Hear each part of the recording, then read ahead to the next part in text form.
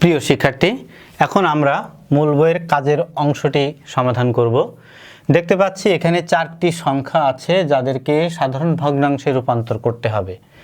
প্রথমেই আমরা প্রথম সংখ্যাটিকে সাধারণ ভগ্নাংশে রূপান্তর করি। প্রথম সংখ্যাটি আছে 0.41 পৌনঃপুনিক। নিয়ম অনুযায়ী প্রথমে অঙ্কগুলো লিখে নিব 41 মাইনাস পৌনঃপুনিকের আগে যে অঙ্কগুলো আছে সেটা লিখলাম 0।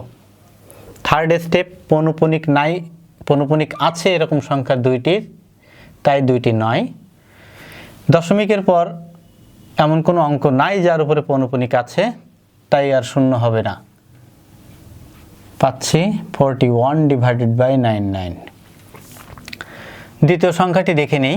দ্বিতীয় সংখ্যাটি আছে 3.04623, 6 থেকে 3 এ পর্যন্ত পৌনঃপুনিক।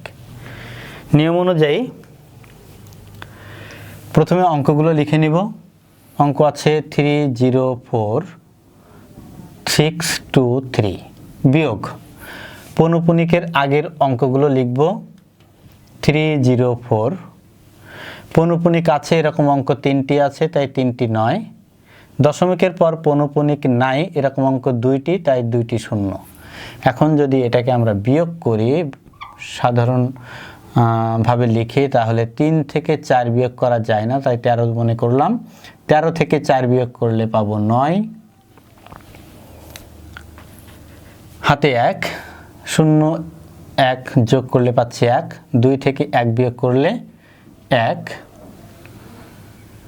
6 থেকে 3 বিয়োগ করলে 3, 4 0 3 লিখে দিলাম, ডিভাইডেড বাই 99900। এই অঙ্কটি এখানে লিখলাম অঙ্কগুলো। এর পরবর্তী সংখ্যা আছে 0.012।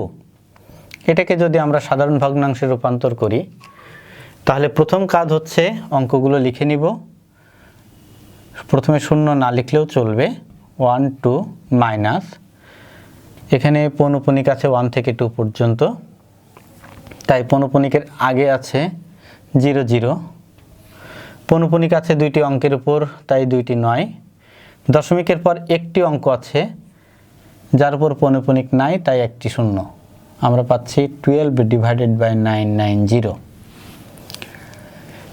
তৃতীয় সংখ্যাটি লিখি 3.3124 এর উপর পৌনঃপুনিক। নিয়ম অনুযায়ী প্রথমে অঙ্কগুলো লিখে নিব। অঙ্কগুলো কি আছে? 33124 মাইনাস পৌনঃপুনিকের আগে আছে 331। পৌনঃপুনিক আছে এরকম অঙ্ক 2টি, তাই 2টি নয়। দশমিকের পর 2টি অঙ্ক আছে যাদের উপর পৌনঃপুনিক নাই, তাই 2টি শূন্য। আমরা যদি বিয়োগ করি তাহলে পাচ্ছি 4 থেকে 1 বিয়োগ করলে 3, 2 থেকে 3 বিয়োগ করা যায় না, তাই 12 মনে করব। 12 থেকে 3 বিয়োগ করলে পাচ্ছি 9, হাতে 1, 3 আর 1 4, 1 তো ছোট, তাই 11 মনে করব। 11 থেকে 4 বিয়োগ করলে পাচ্ছি 7, হাতে 1, 3 থেকে 1 বিয়োগ করলে পাবো 2, এখানে পাচ্ছি 3। 9900। তোমরা চাইলে এই বিয়োগগুলো ক্যালকুলেটরেও করতে পারো।